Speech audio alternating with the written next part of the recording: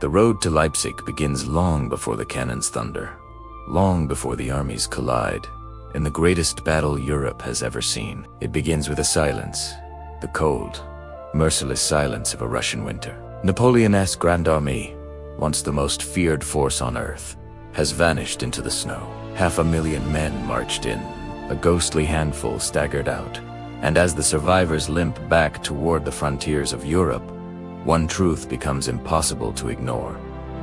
The emperor is not invincible anymore, but Napoleon refuses to accept it. Even as the embers of Moscow fade, he pushes himself toward Paris, traveling day and night, with a single obsession burning inside him. He will rebuild.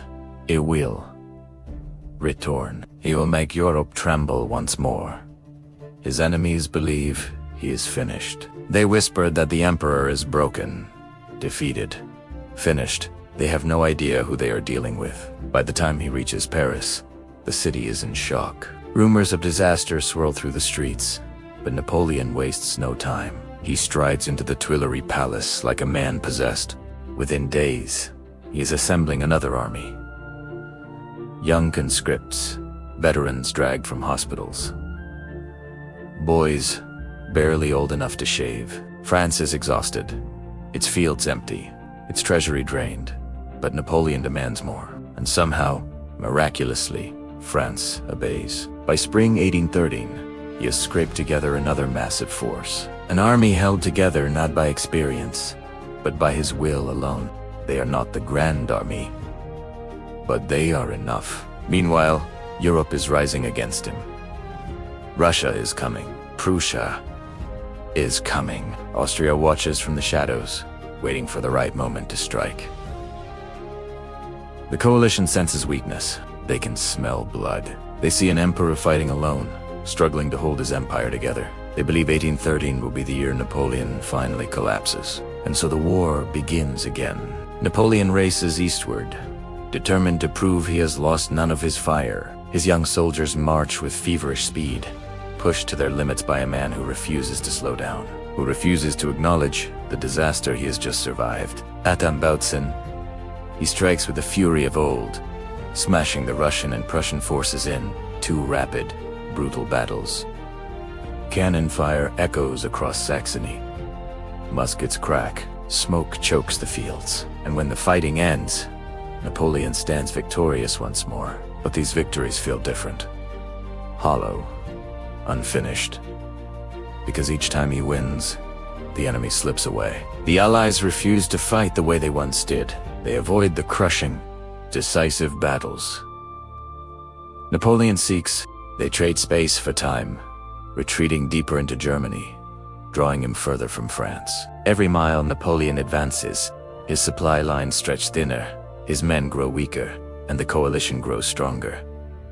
Meanwhile, Europe has changed. Prussia is no longer terrified. Its people have risen, forming militias, turning entire towns into armed camps. Russia, hardened by winter and fire, refuses to break. Austria hesitates, but the moment grows closer. The moment it will betray its former ally. As summer approaches, something new enters the war, something Napoleon has never faced before. The Allies unveiled the Trachenberg Plan, a strategy built on one terrifying idea. Never fight Napoleon directly. Avoid him. Target his marshals instead. Cut his army apart, piece by piece. It is a plan designed to destroy the emperor without ever facing him. And it begins to work. While Napoleon wins at Dresden with a brilliant, thunderous victory, his marshals are crushed in other battles. Vandamme is annihilated at Culm. Oudinot fails at Grossberan. MacDonald is shattered at Katzbach. 3 defeats in a row, none dealt directly to Napoleon, all devastating to his campaign. The coalition strategy is working. Every week, Napoleon's army grows smaller. His men fight with desperation, but the losses mount. The emperor sees the truth, creeping toward him like a shadow. He's running out of time. Then comes the moment that seals the fate of Europe.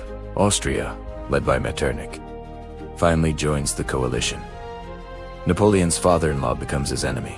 More soldiers, more guns, more nations swell the Allied ranks. The storm is gathering, and in the center of Europe, near the city of Leipzig, the largest armies ever assembled begin to converge. Napoleon knows what is coming. He knows the trap is closing, but he also knows there is no turning back. If he retreats, his empire collapses. If he stands and fights, he risks everything in one colossal gamble. And he chooses to fight. In October 1813, hundreds of thousands of soldiers marched toward Leipzig. Russians, Prussians, Austrians, Swedes, all united with one purpose: end Napoleon's reign. The emperor rides among his troops, his presence still electric, still commanding, but there is something heavy in the air, a sense that the world is shifting, that the tides of destiny are turning against him. Even Napoleon feels it, though he does not show it. The road has grown darker. The stakes have never been higher. The battle of nations is coming. And as Napoleon surveys the fields around Leipzig, watching the smoke of Allied marching columns rise on every horizon, he realizes something he has not faced in nearly 20 years of war.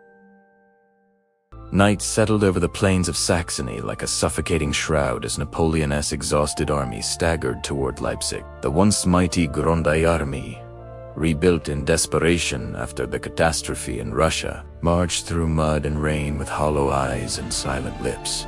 Men who had survived Borodino and the icy retreat from Moscow were now joined by teenage recruits drafted only months earlier, their beardless faces pale from hunger and cold. They marched not out of loyalty, but out of fear. Fear of defying the emperor, and fear of what waited for them if they fell behind. Napoleon rode ahead, the glow of burning villages reflecting off his coat. His mind raced. The coalition was closing in from all sides: Russians, Prussians, Austrians, Swedes, an entire continent rising to crush him. For years, he had been the hunter. Now, he was the hunted. Every mile toward Leipzig felt like a tightening noose. Yet he refused to retreat. He would gather his armies, strike first, and shatter the coalition before they fully united. That was his only chance. For days, he maneuvered across the Saxon countryside, winning sharp, brutal victories. At Lutzen, his young recruits had fought like veterans, driving back the Prussians in a storm of musket fire and bayonet charges. At Bautzen, he had outflanked the Russians, forcing them into retreat. But each victory came at a cost he could no longer afford. Horses were dying from exhaustion. Ammunition wagons collapsed on muddy roads. Hospitals overflowed with groaning wounded. And worst of all, he had no cavalry strength left to pursue his enemies. Every time he won, the coalition simply slipped away to fight again another day. Meanwhile, across Europe, old enemies sensed their moment. Prussian villages marched their sons into the army with shouts of vengeance. Russian columns poured across the Oder River, determined to finish what they began in 1812. Austria, once Napoleon's reluctant ally, finally turned against him. Even the Swedish army under Crown Prince Bernadotte, a former French marshal, marched to destroy the empire he had once served. Napoleon knew the storm was coming, and still he pressed on. He would not give up Germany without a fight. He would not abandon his allies in Saxony. He would not let the coalition claim a victory that could shatter his reputation and inspire rebellion across Europe. By early October, the coalition armies converged like wolves encircling a wounded stag. Napoleon maneuvered desperately, striking at individual armies before they could unite.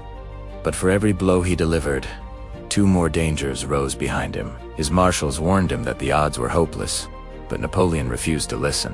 Hope and fear had fused inside him into something fierce and unbreakable. Was Napoleon, and Napoleon did not bow. Then came the news that sealed his fate. Bavaria, one of his last remaining German allies, had betrayed him. They now marched to join the coalition. The trap was closing, and Leipzig lay at the center. On October 16, 1813, the thunder of cannon fire shattered the dawn as the coalition armies hurled their full strength against Napoleon's positions. More than 300,000 men marched into the fields and villages surrounding Leipzig, the largest battle Europe had ever seen. The ground shook with the impact of artillery. Smoke blotted out the sky. Villages burned, and rivers ran red. Napoleon moved among his troops, riding through shot-torn fields, encouraging his weary soldiers with a steel-hard voice. They fought with courage beyond their strength, holding off wave after wave of attacks. But every hour brought fresh coalition troops onto the field. Napoleon had no reserves left to match them. In the village of Waku, French infantry fought hand-to-hand against Russians who refused to give ground. At Mokrin, Prussian troops, under Blucher, hurled themselves at the French lines with savage fury, overturning cannon and storming through the smoke-filled streets. Everywhere the French fought, they fought like men standing on the edge of a cliff. Napoleon unleashed desperate counterattacks, throwing in the Imperial Guard with a roar that momentarily shook the coalition back. But the tide was too strong. Even his elite grenadiers could not turn the ocean of enemies pressing toward Leipzig. As night fell on October 16th, neither side had won, but Napoleon saw the truth. His army was bleeding out, ammunition was running low, and the coalition's numbers were growing every hour. The next day would be worse. The third day, worse still. By October 18th, the French army was surrounded on three sides. Cannon fire rained down from every direction. Entire regiments were wiped out where they stood. The air trembled with the screams of men, the crash of collapsing buildings, the relentless pounding of artillery. It was no longer a battle. It was an avalanche crushing everything in its path. Napoleon ordered a retreat. It was the hardest command he had given in his life. The French streamed toward Leipzig, crossing the single bridge over the Elster River, their only escape route, under the weight of tens of thousands of fleeing soldiers. The narrow bridge groaned and shook. Napoleon rode across with his staff, turning back to watch the ruined city as cannon fire echoed in the distance. Then, disaster struck. An overeager engineer, believing the French had already crossed, lit the fuse. The bridge exploded. A thunderous blast ripped through the night as wood and stone erupted into the air. Thousands of French soldiers were still on the far side. Their screams rolled across the river as coalition troops closed in. Officers shouted. Men threw themselves into the water, but the current dragged them under. Napoleon watched from the opposite bank, his face pale with fury and disbelief. The single mistake had turned a difficult retreat into a massacre. By sunrise, the Battle of Leipzig was over. The coalition had won. Napoleon had lost more than a battle. He had lost Germany.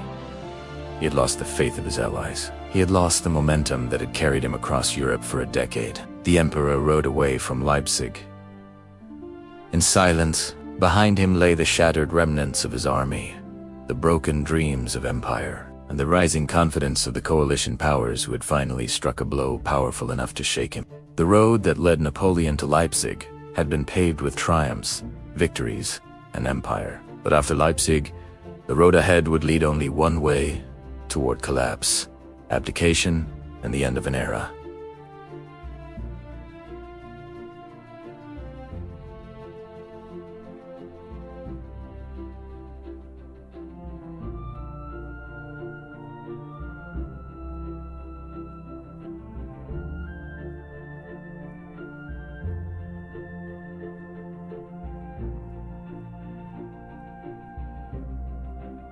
But a road ahead, and the world would never be the same.